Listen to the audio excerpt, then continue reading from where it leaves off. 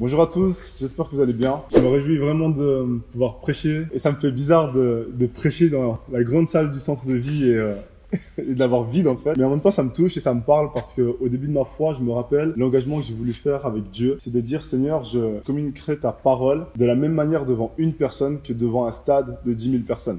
Et ça n'a jamais été aussi vrai, vu qu'on est dans une salle de 1000 personnes et qu'on est deux. Mais je me réjouis vraiment de vous communiquer ce que le Seigneur a mis sur mon cœur. Et du coup, on va prendre Matthieu au chapitre 4, du verset 1 au verset 11. La Bible parle, donc le titre, c'est la tentation de Jésus-Christ. Et la Bible dit cela. Puis Jésus fut emmené par l'Esprit dans le désert pour être tenté par le diable. Après avoir jeûné 40 jours et 40 nuits, il eut faim. Le tentateur s'approcha et lui dit, « Si tu es le Fils de Dieu, ordonne que ces pierres deviennent des pains. » Jésus répondit, « Il est écrit, l'homme ne vivra pas de pain seulement, mais de toute parole qui sort de la bouche de Dieu. » Le diable le transporta alors dans la ville sainte, le plaça au sommet du temple et lui dit, « Si tu es le Fils de Dieu, jette-toi en bas. En effet, il est écrit, il donnera des ordres à ses anges à ton sujet, et ils te porteront sur les mains, de peur que ton pied ne heurte une pierre. » Jésus lui dit, « Il est aussi écrit, tu ne provoqueras pas le Seigneur ton Dieu. » Le diable le transporta encore sur une montagne très élevée, lui montra tous les royaumes du monde et leur gloire, et lui dit, « Je te donnerai tout cela si tu te prosternes pour m'adorer. » Jésus lui dit alors, « Retire-toi, Satan. En effet, il est écrit, c'est le Seigneur ton Dieu que tu adoreras, et c'est lui seul que tu serviras. » Alors le diable le laissa, et voici que des anges s'approchèrent de Jésus et le servirent. On va juste prier. Seigneur, on te remercie encore pour ta présence. On te remercie parce que tu es un Dieu bon. On te remercie parce que tu es fidèle et puissant. Merci parce que même dans ces temps de troubles, dans ces temps de questionnement, dans ces temps difficiles, toi, tu restes Dieu, tu restes proche de nous et tu restes avec nous. On te demande ce matin, Seigneur, enseigne-nous, parle-nous, touche-nous et transforme-nous. Ne nous laisse pas inchangés. Ta présence, elle est palpable, elle est tangible, Seigneur. Et on croit que tu viens dans nos cœurs maintenant pour nous transformer et réécrire une nouvelle histoire. C'est dans le nom de ton Fils, le Seigneur Jésus-Christ, que nous t'avons ainsi prié, que nous te disons Amen. Le message que j'ai envie de vous communiquer ce matin a pour titre « Qu'est-ce qu'un disciple de Jésus ?» Et je vais commencer avec cette introduction. Je ne sais pas si ça vous est déjà arrivé à vous, quand vous êtes en train de dormir le matin, et vous êtes dans un rêve, un magnifique rêve, vous êtes à fond dedans, et tout d'un coup votre réveil sonne, pour diverses raisons. Peut-être que vous devez aller à l'école, peut-être que c'est le travail, peut-être que c'est pour juste certaines obligations. Et on a l'impression des fois que le réveil il vient tout le temps au moment où le rêve était à son maximum. Et on se pose la question, pourquoi est-ce que je me suis réveillé maintenant ? Et quelque chose qui est intéressant, c'est que peu importe la qualité du rêve, peu importe la beauté du rêve, peut-être que tu étais sur une île magnifique, peut-être que tu étais avec ta femme et c'était magnifique, ou avec ton homme. Et en fait, le réveil sonne, et peu importe la beauté de ton rêve, tu te dois de te lever. Si tu as des obligations, tu peux pas juste dire « Oh, la vie, elle est tellement belle que je reste couché. » Tu peux peut-être le faire une fois, 2 fois, 3 fois. Mais si tu le fais sur 1 mois, 1 année, 2 ans, il se pourrait que ta vie devienne catastrophique. Parce que même quand tu vis quelque chose d'extrêmement beau, tu dois affronter la vérité. Et quelquefois, ce qui est choquant dans la vie, c'est que on vit des périodes positives, des périodes d'abondance, des périodes où on se sent béni, où on est béni, et soudainement, il y a comme un changement de saison. Il y a comme un changement de fréquence. Et quand ce changement de fréquence, il vient, au lieu de se dire que c'est comme le réveil et qu'on doit juste se lever et saisir nos obligations, bien souvent on se pose la question « Pourquoi ?» Pourquoi Seigneur? Pourquoi est-ce qu'il y a ça qui m'arrive? Pourquoi est-ce que je vis ça? Pourquoi est-ce que ce n'est plus comme avant? Et en fait, ce qui est perturbant, c'est que toi comme moi, nous les êtres humains, très souvent lorsque la vie ne nous sourit pas, on remet la fidélité de Dieu en question. Et en fait, dans la Bible, il y a un symbole puissant qui est utilisé pour montrer ces périodes de changement de fréquence. Et ce symbole, c'est le désert. Dans la Bible, lorsque les hommes et les femmes de Dieu sont transportés dans le désert, il y a comme un changement de fréquence. Il y a comme un changement de dynamique. C'est pas ce n'est pas quelque chose de paraphrasé, ce n'est pas une métaphore dans la Bible. C'est quelque chose qui se passe réellement. Ils vont dans le désert, mais dans ce désert, il y a des symboliques spirituelles qui nous parlent. Et souvent, quand on voit les différentes personnes qui sont allées dans le désert dans la Bible, on essaye de comprendre quelles sont les erreurs que ces personnes ont commises pour éviter de les faire et pour éviter de se retrouver dans le désert.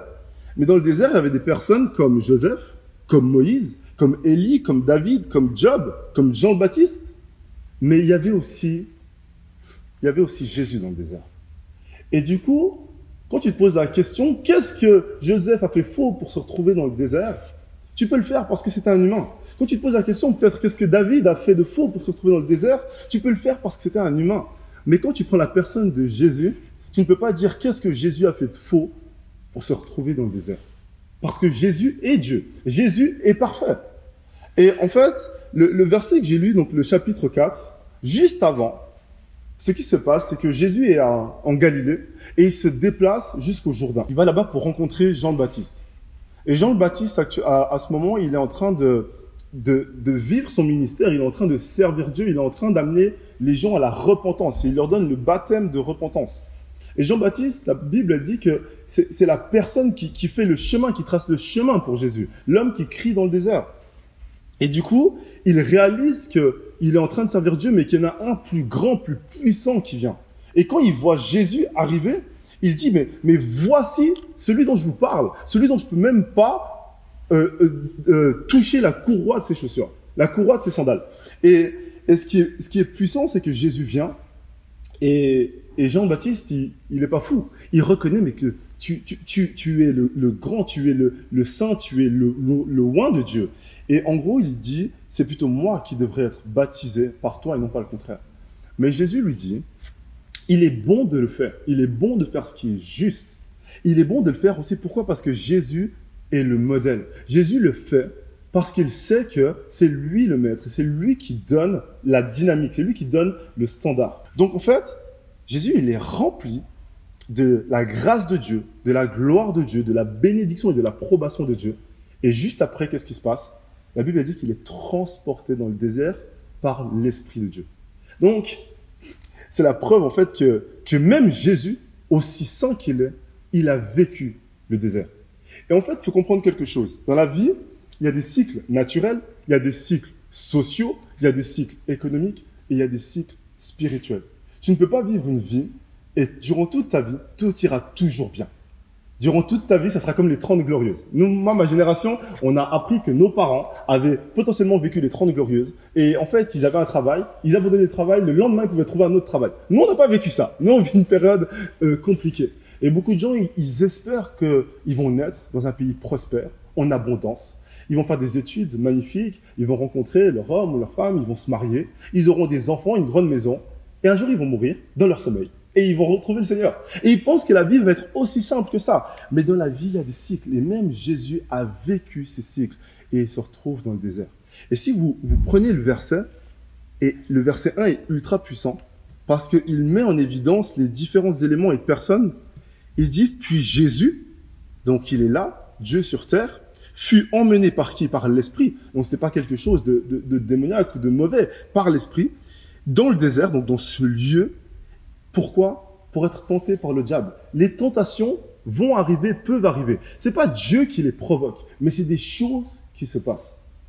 Et en fait, avec ce qu'on est en train de vivre actuellement, avec le Covid-19, le coronavirus, on peut très vite se poser la question, pourquoi Seigneur? Pourquoi est-ce que je vis ça? Pourquoi est-ce que tu m'as fait ça? Pourquoi est-ce que tu as permis ça? Déjà, numéro 1, on sait que ce n'est pas Dieu qui a envoyé le coronavirus, mais par contre, on sait une chose, c'est qu'il y a des choses qui se passent ici-bas. Et quand ces choses se passent, si elles arrivent, c'est que Dieu peut permettre qu'elles se passent. Ce n'est pas lui qui le provoque, mais il peut permettre que la chose se passe. Et lorsque la chose se passe, c'est parce que on a l'occasion, l'opportunité d'apprendre quelque chose. Il faut faire la différence. Dieu n'envoie pas cette chose. Il y a une réalité spirituelle. Le diable existe. Le combat spirituel est réel. Le mal existe. La destruction existe. Les virus sont là. Et si ces choses sont là, Dieu est là. Sa bonté est là. Sa bénédiction est là. Et il est là en tant que refuge. Mais en fait, le processus du désert, c'est un processus dans lequel, si tu entres dans le désert, tu ne peux pas rester inchangé, ou j'aimerais dire, tu ne devrais pas rester inchangé. Parce qu'en fonction de qui tu es, en fonction de ton niveau d'humilité, c'est probable que tu ailles dans le désert et que pendant longtemps, tu restes la même personne. Mais le but du désert, c'est de te transformer. Lorsque Jésus va dans le désert, il se met à jeûner pour 40 jours, 40 nuits. Et il est à la recherche de quelque chose. Crois-moi, mon frère, ma sœur, tu ne te mets pas à jeûner pour le fun. La première fois qu'on m'a dit, Bertrand, ça serait bien que tu jeûnes, j'ai dit, ça serait bien que je quoi? On m'a dit, ça serait bien que tu jeûnes. Mais j'ai dit, jeûner de quoi? On m'a fait comprendre, ça serait bien que tu jeûnes de nourriture.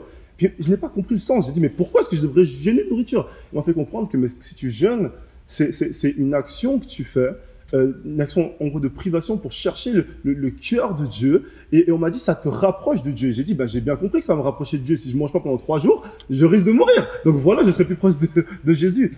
Mais c'était pas ça qu'on me disait. On me disait que il y a quelque chose qui se passe lorsque tu cherches Dieu, lorsque tu traques Dieu.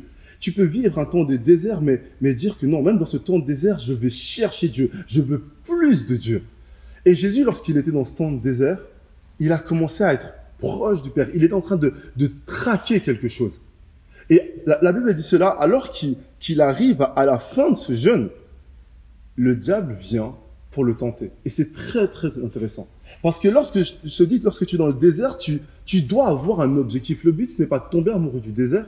Le but, c'est de comprendre que dans le désert, tu peux être transformé par Dieu. Et alors que le Seigneur est dans ce processus de transformation, et il est celui qui montre l'exemple, qu'on soit d'accord. Le Seigneur n'a en soi pas besoin de jeûner, mais il le fait parce que c'est ce qui est juste, parce que c'est le Maître, et parce que nous sommes ses disciples et qui nous donnent une direction.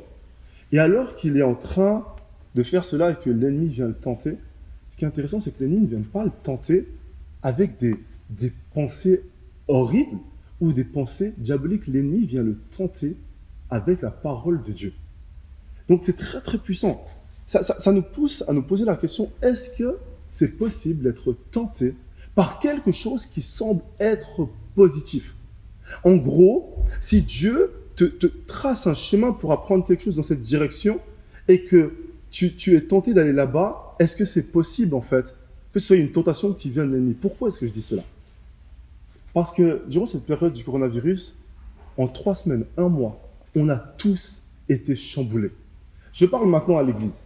Combien de personnes, avant la période du coronavirus, lorsqu'on leur parlait d'église, de maison, du fait de se réunir ensemble pour prier, ils disaient non, moi ça m'intéresse pas trop, moi j'aime bien les grandes communautés, combien de pasteurs étaient peut-être pas favorables à cette idée.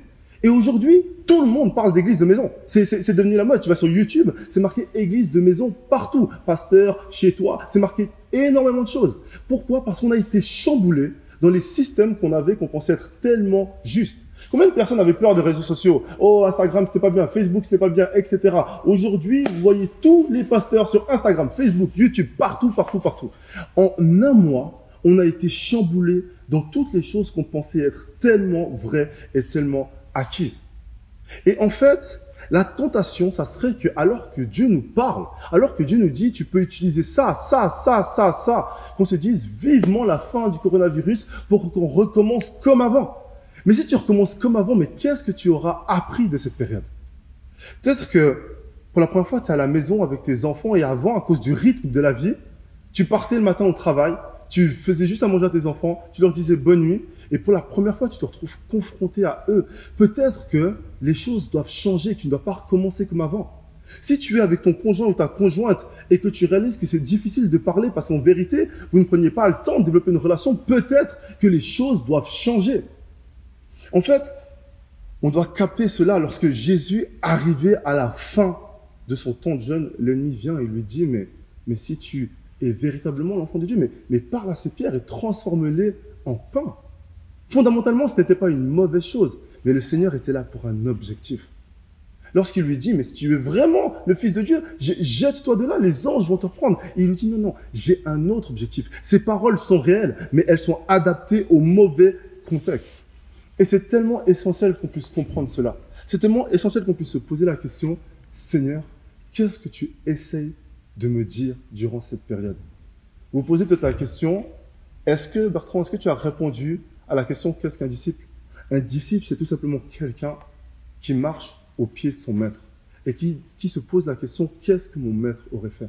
Qu'est-ce que Jésus aurait fait? Mais au-delà de juste imaginer ce qu'il aurait fait, tu peux parler à Jésus. Tu peux prier, tu peux lui dire, Seigneur, qu'est-ce que tu aurais fait? Parce qu'il y a des choses que le Seigneur doit te révéler Et il va que te les révéler au travers de la prière parce que c'est une circonstance particulière.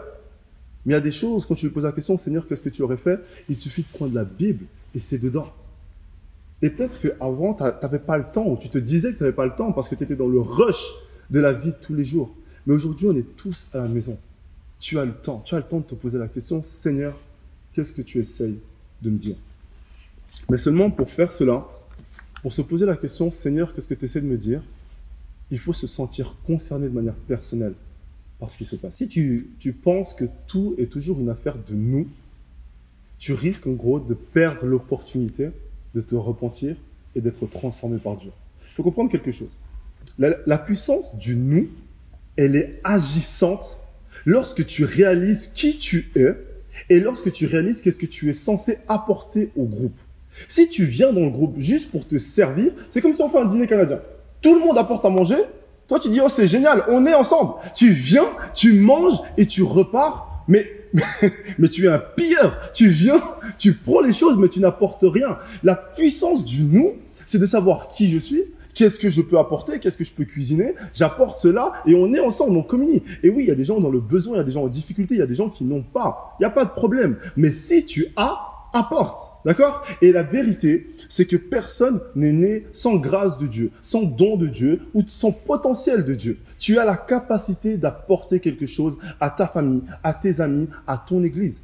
Et pendant trop longtemps, des gens venaient à l'église, ils s'asseyaient le dimanche et ils attendaient que le pasteur communique le message.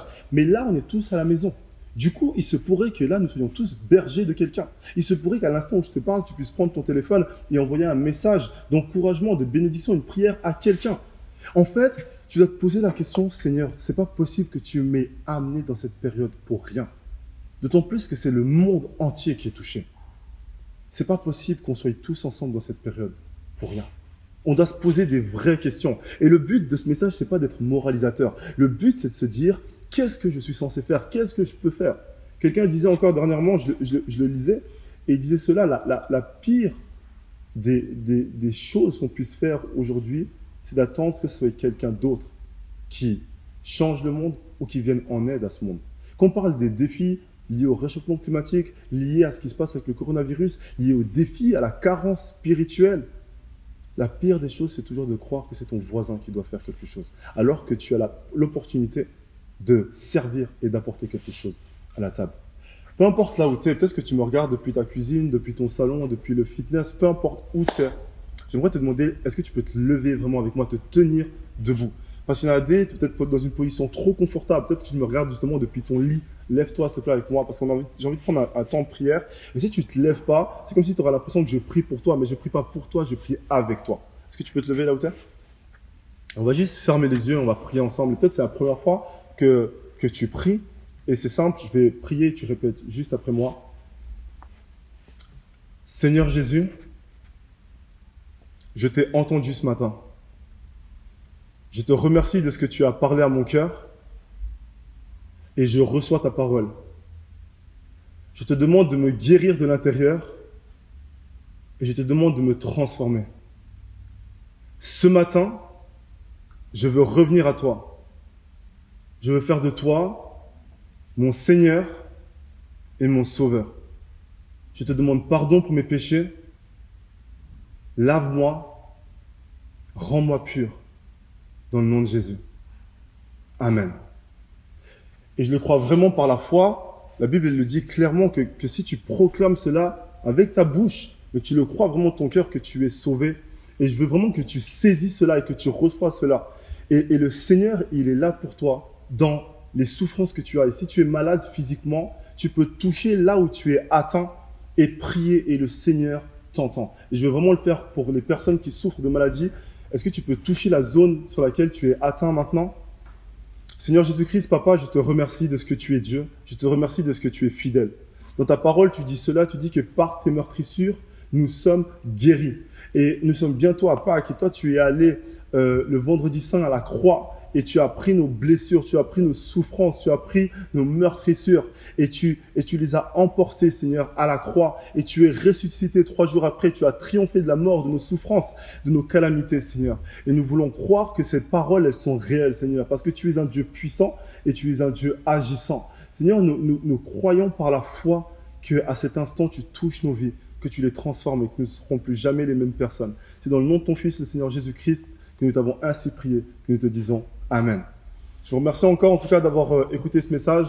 On vous aime, on est avec vous, on est ensemble. Soyez bénis.